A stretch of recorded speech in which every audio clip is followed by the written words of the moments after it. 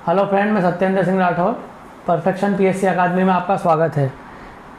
सामान्य हिंदी की श्रृंखला के अंतर्गत हमने संज्ञा, सर्वनाम, विशेषण, क्रिया विशेषण, सकर्मक, अकर्मक आदि पढ़ चुके हैं। आज हम बात करेंगे समास के विषय में। सभी प्रतियोगी परीक्षा हो या वापम की सब इंस्पेक्टर की परीक्षा हो, उसमें समास से आधारित 2 या 3 सवाल बहुतायत से हर एग्ज़ाम में पूछे ही गए हैं। आप पिछले वर्षों के यदि एग्ज़ाम के पेपर उठाएंगे, मध्य प्रदेश एसआई के या यूपी एसआई के, तो उसमें समास पर आधारित 3 या 4 सवाल आ ही जाते हैं। समास क्या होता है? एक बड़ा पद होता है, उसको संक्षिप्त रूप में जब लिखा जाता है तो उसे समास कहते हैं। जैसे राजा का पुत्र यदि लिखा है, राजा का पुत्र, तो ये कहलाता है राजपुत्र। इसे बोला जाएगा राजपुत्र। राजपूत एक समास हो गया। तो जब बड़े पद को छोटे रूप में लिखा जाएगा तो क्या कहलाएगा? वो समास कहलाता है। जैसे गंगा का जल, गंगा जल। प्रयोग के लिए साला, प्रयोगशाला। तिल को चाटने वाला, तिलचट्टा। इस टाइप से क्या होगा? समास में क्या होता है? बड़ा जो रूप होता है या जो बड़ा पद होता है उसे संक्षिप्त रूप में हम लिखते हैं। समास मुख्यतः 6 प्रकार के होते हैं: अव्ययीभाव समास, द्वंद्व समास, द्विगु समास, कर्मधारय समास, बहुब्रीहि समास और तत्पुरुष समास। तो सबसे पहले हम बात करेंगे किसकी? अव्ययीभाव समास की। अव्ययीभाव समास क्या होता है?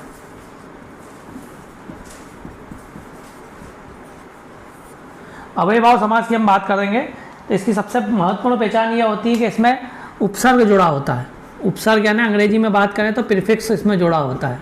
उपसर्ग या प्रीफिक्स। जैसे फॉर एग्जांपल मैं कोई एक उपसर्ग आपको बताऊं, जैसे अनु। अनु क्या है? एक उपसर्ग है, अनु। तो ये हो गया आपका अनुबंध, अनुसार,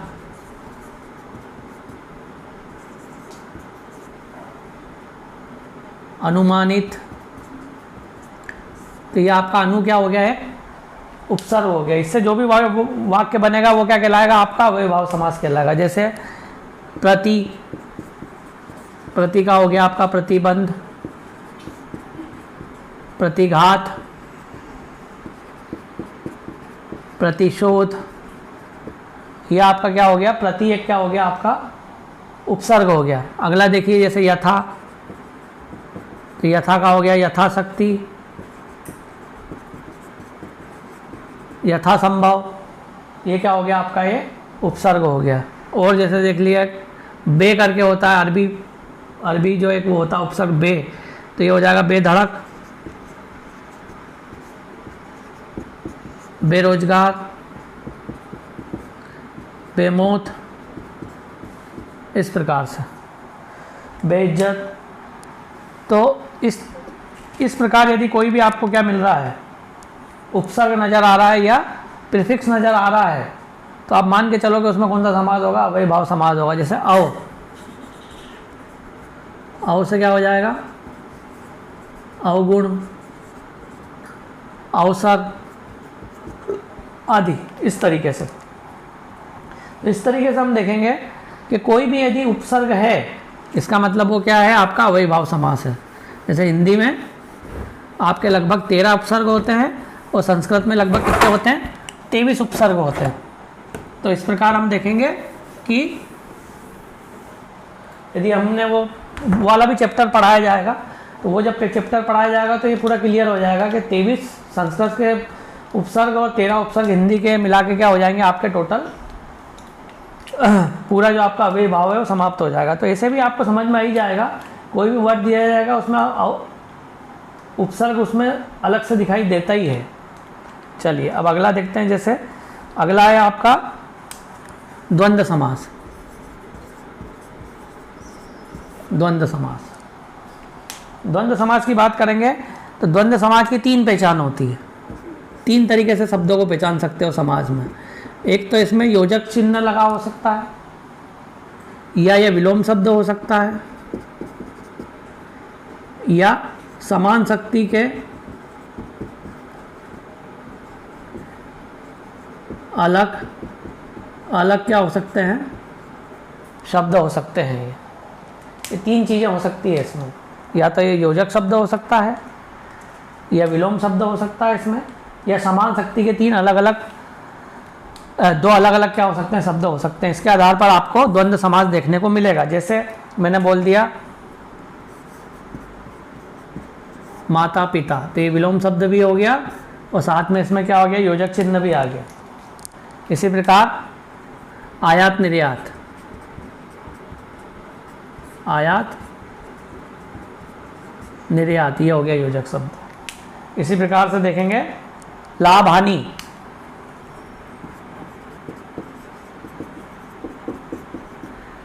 पाप पुण्य, देश विदेश। तो हम देख रहे हैं कि इसमें योजक शब्द भी आ रहा है और विलोम शब्द भी बता रहा है, पर जरूरी नहीं कि हर बार क्या रहे विलोम शब्द ही रहे। कई बार योजक शब्द रहेगा लेकिन विलोम शब्द नहीं रहेगा, लेकिन समान शक्ति के दो अलग अलग शब्द रह सकते हैं। जैसे एक और एग्जांपल देखें हम,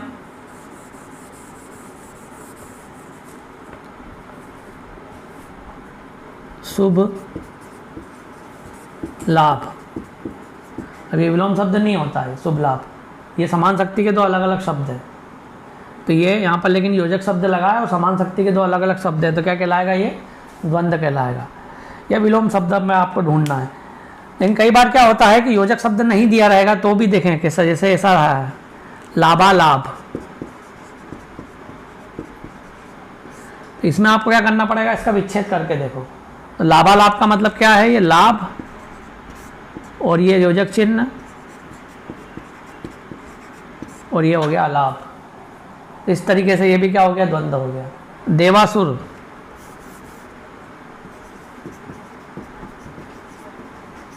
देवासुर क्या हो गया, देव असुर, और ये आ गया आपका योजक चिन्ह आ गया। तो कई बार क्या हो सकता है कि योजक चिन्ह भी नहीं होगा, तो आपको क्या करना पड़ेगा, उसका विच्छेद करके देखना पड़ेगा। और विच्छेद में क्या हो सकता है, योजक चिन्ह आ सकता है और समान शक्ति के दो अलग अलग शब्द भी हो सकते हैं। तो इस प्रकार क्या है, ये द्वंद्व समास होता है। इसमें एक चीज़ और ध्यान देनी है, एक छोटी सी चीज़ द्वंद्व समास में, ये कई बार क्या होता है कि योजक शब्द भी दिया रहता है। कई बार क्या होता है, आपका योजक शब्द भी दिया रहता है। देखिए जैसे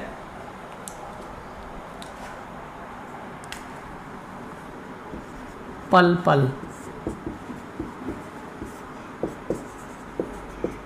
दिनों दिन, रातों रात, पर यह आपका योजक चिन्ह है, किंतु फिर भी यह आपका द्वंद्व समाज नहीं है। ये कौन सा समाज होगा आपका, ये फिर होगा आपका अव्ययी भाव समाज, क्योंकि एक ही शब्द यहाँ पर क्या हो रहा है, रिपीट हो रहा है और उस पर क्या हो रहा है, योजक चिन्ह आ रहे हैं। तो इस प्रकार यह अव्ययी भाव समाज में आएगा। ये थोड़ा सा क्या करना है, ध्यान रखना है। अगला देखेंगे अब हम, अगला देखेंगे हम, अगला जो समास है वो हमारा समास है द्विगु समास। अगले समास की बात करेंगे वो है द्विगु समास। ये सबसे आसान समास है। इसकी पहचान है कि इसमें कोई ना कोई क्या मिलेगी, आपको संख्या मिलेगी, संख्या या नंबर मिलेगा। जैसे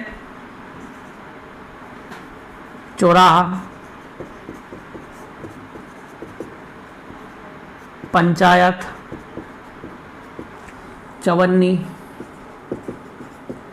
अठन्नी,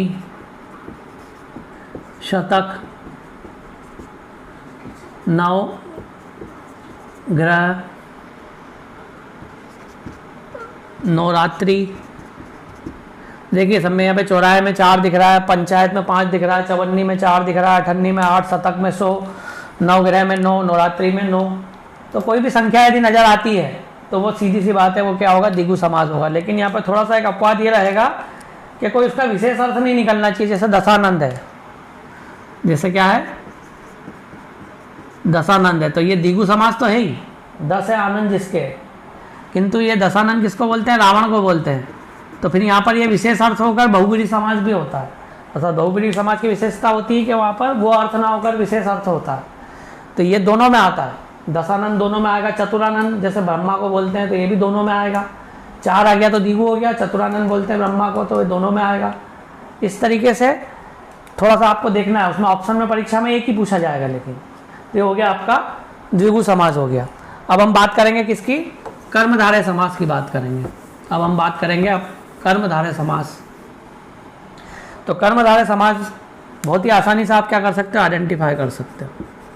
मेरा पिछला लेक्चर यदि आपने देखा है विशेषण वाला, तो आप मान के चलो कि इसको याद करने की फिर कोई आवश्यकता ही नहीं। जितने भी एग्जाम्पल हमने विशेषण में दिए थे, गुणवाचक, परिमाणवाचक, संख्यावाचक और सार्वनामिक विशेषण, जीएस, वो सभी एग्जाम्पल किस में आते हैं, आपके कर्मधारय समास में आते हैं। समास अर्थात कर्मधारय समास जो है वो जो भी विशेषण होंगे अर्थात जो संज्ञा की विशेषता बताएंगे, जैसे कोई संज्ञा है कमल, उसके आगे लगा है रक्त कमल, नील कमल,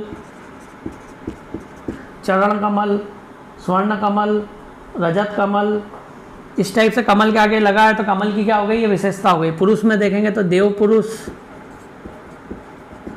लोह पुरुष,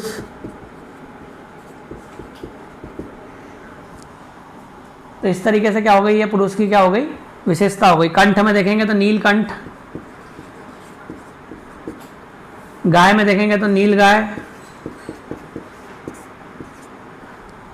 लेकिन नीलकंठ हम किसको बोलते हैं, भगवान शिव को भी बोलते हैं। तो यहाँ पर भी थोड़ा ध्यान देना पड़ेगा कि नीलकंठ कर्मधारय में भी आ सकता है और बहुब्री में भी आ सकता है, लेकिन ऑप्शन परीक्षा में एक ही दिया जाएगा। जैसे लोह पुरुष सरदार वल्लभ भाई पटेल को भी बोलते हैं, विशेष अर्थ निकल रहा है, इसका मतलब ये बहुब्री में भी आ सकता है। जब विशेष अर्थ निकलता है तो क्या होता है, बहुब्री में भी आता है और वो कर्मधारय में भी आता है, उधर संख्या में वह द्विगु में भी आता है, जैसे दशानन का था। तो इस प्रकार हम देखेंगे कर्मधारय समाज अर्थात विशेषण, है ना। जैसे आगे घोड़ा लिखा, घोड़े के आगे लिखा काला घोड़ा, काला घोड़ा किस प्रकार का समाज है, तो काला घोड़ा हो गया आपका कर्मधारय समाज हो गया। इस तरीके से घोड़े की क्या हो गई, विशेषता हो गई। देव पुरुष हो गया, लोह पुरुष हो गया, रक्त कमल हो गया, स्वर्ण कमल हो गया, नील कमल हो गया, नील गाय हो गई। इस तरीके से क्या कर सकते हैं, हम आइडेंटिफाई कर सकते हैं कि यदि संज्ञा की क्या बताई जा रही है, विशेषता बताई जा रही है विशेषण के माध्यम से, तो वो कर्मधारय समाज है। बस ये इसका क्या है, रूल है। अगला क्या है, अगला जो है आपका, अगला जो समाज है आपका बहुब्री समाज। अगला समाज क्या है आपका, बहुब्री समाज। बहुब्री समाज, तो बहुब्री समाज में क्या होता है, विशेष अर्थ निकलता है। जो अर्थ दिख रहा है वो नहीं निकलेगा, उसकी जगह क्या निकलेगा, विशेष अर्थ निकलेगा। जैसे वीणा पाणी, यहां पर इसका अर्थ है वीणा है जिसकी पाणी में अर्थात हाथों में, ये अर्थ है। पर यह अर्थ ना होकर क्या बोलते हैं हम इसको, सरस्वती। तो ये बहुब्री समास। जैसे आप कहोगे लंबा है उधर जिसका, तो क्या बोलते हैं, लंबोदर। लंबा है उधर जिसका, तो क्या बोलते हैं, लंबोदर। और लंबोदर किसको बोला जाता है, गणेश को। चंद्रमा है शिखर पर जिसके, तो उसको क्या बोलते हैं हम, चंद्रशेखर। चंद्रमा है शिखर पर जिसके, चंद्रशेखर। पर यह अर्थ ना होकर क्या होता है, भगवान शिव। थोड़े में संतोष करने वाला आशुतोष, पर यह ना होकर अर्थ क्या होगा, भगवान शिव। गिरधर, गिर अर्थात पहाड़ को धारण करने वाला, गिरधर। गिरधर का मतलब होगा गिरी को धारण करने वाला, अर्थात पहाड़ को धारण करने वाला। पर कौन होगा, वो श्री कृष्ण। तो विशेष अर्थ में क्या होता है, वो अर्थ ना होकर कोई विशेष अर्थ होता है। अधिकांशतः यह देवताओं पर ये इंडिकेट होते हैं, ये बहुब्री समास के अधिकांशतः, हमेशा नहीं होता, अधिकांशतः। जैसे जलज, जल में उत्पन्न होने वाला, तो जल में उत्पन्न होने वाला जलज, ये अर्थ ना होकर किसको बोलेंगे, कमल। तो फिर अर्थ हो जाएगा, ये क्या हो गया आपका, बहुब्री समास। तो ये देवता वाला अपवाद मैंने आपको बता दिया कि हर जगह जरूरी नहीं है कि देवता ही आप उसमें ढूंढो। तो इस तरीके से बहुब्री समाज भी आपका कंप्लीट हो गया। अब आखिरी समाज जो आता है आपका, वो है तत्पुरुष समास। यही सबसे कठिन है, तत्पुरुष।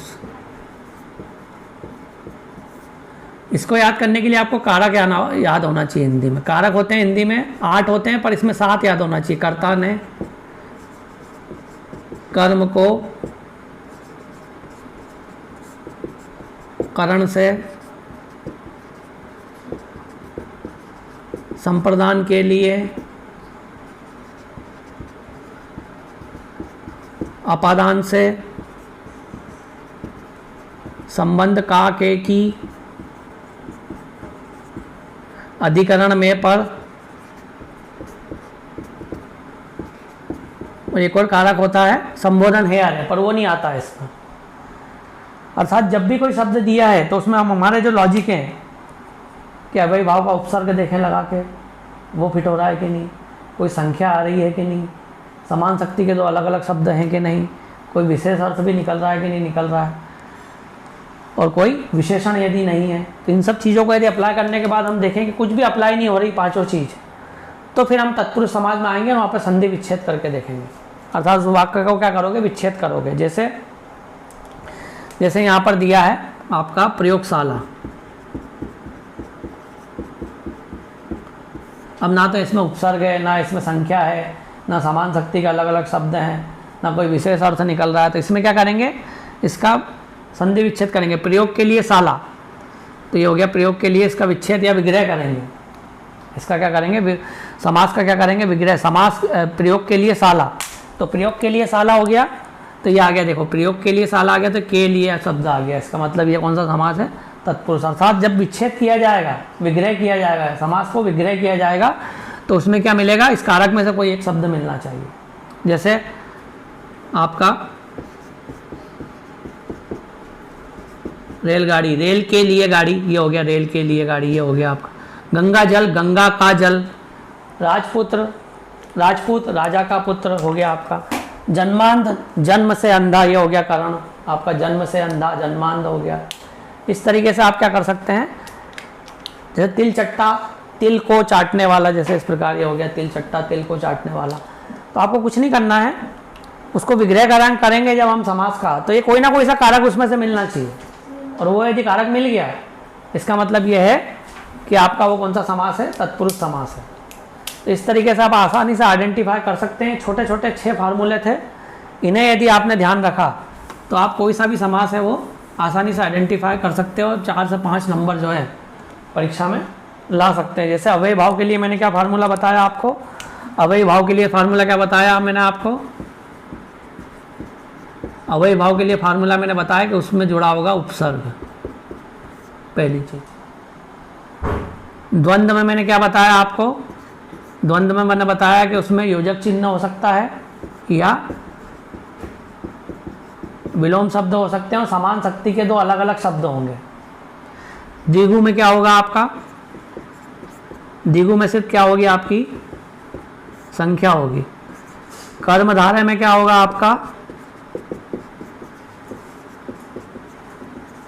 विशेषण होगा, और बहुब्रीहि में क्या होगा आपका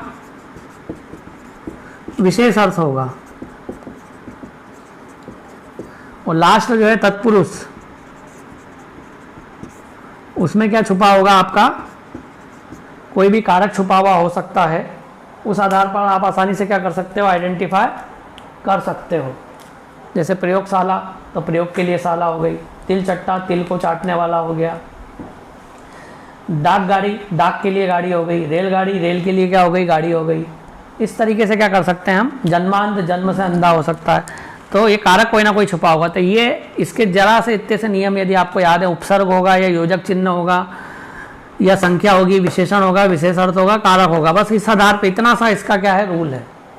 इस ट्रिक को यदि आपने दिमाग में रख लिया तो आप आसानी से परीक्षा में सवाल कर सकते हो। लेकिन बुक में इस तरीके का नहीं दिया हुआ, बुक में परिभाषाएं दी गई हैं कि अव्ययी भाव में पहला पद समान होता है, तो किसी में दूसरा पद समान होता है, तो किसी में दोनों पद समान होते हैं। इस तरीके से क्या है उसमें परिभाषाएं दी गई हैं, उससे आइडेंटिफाई करना थोड़ा कठिन पड़ जाता है। तो इसकी सहायता से यदि आप करेंगे तो आप आसानी से परीक्षा में आने वाले सवालों को हल कर सकते हैं। तो ये था आज का हमारा समास का लेक्चर को ज़्यादा से ज़्यादा सब बच्चों तक पहुंचाइए, सब्सक्राइब कीजिए चैनल को, सब्सक्राइब करवाइए लो बच्चों से, ताकि लॉकडाउन अवधि में सभी बच्चे क्या कर सकें, इस लेक्चर का लाभ ले सकें। धन्यवाद, जय हिंद।